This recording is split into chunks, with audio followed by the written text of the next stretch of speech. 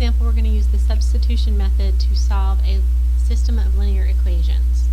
So we're going to get started by solving one of these lines for any variable. Really, I want the variable that's already by itself. So you're looking to see, is any variable by itself already? And in that first line, the y is by itself. So that's the one I'm going to solve for. I'm going to do that by adding 4x, and that gives me y equals 4x minus 1. Now I'm all set to substitute one equation into the other. So take the two equations over. The one that I solved for y, that's the one that I want to substitute into the second equation.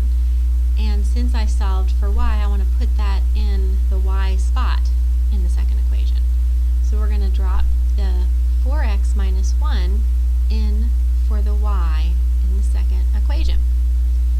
This is what it looks like. You're going to move the negative 3x and the minus 2 down and just insert or substitute the 4x minus 1. Now that we have this equation with just x's in it, we can solve for x, and that's going to give us one of our coordinates. The first thing we're going to do is look at the left-hand side and distribute. You do have to distribute a negative 2. So we're going to do negative 3x minus 8x and then plus 2 equals 24. The left-hand side now has some like terms that we need to put together. A negative 3 and a negative 8 give you negative 11x plus 2 equals 24. Now we would like to move the constant from the left-hand side, subtract it to move it across the equal sign, and then let's add those like terms. You get negative 11x equals 22. 24 minus 2 is 22.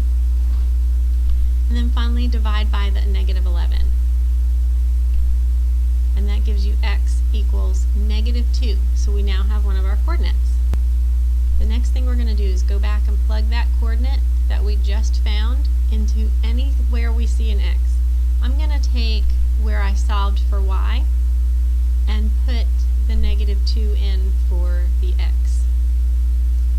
So substitute it in, multiply and get negative 8 minus 1, and then solve to get negative 9.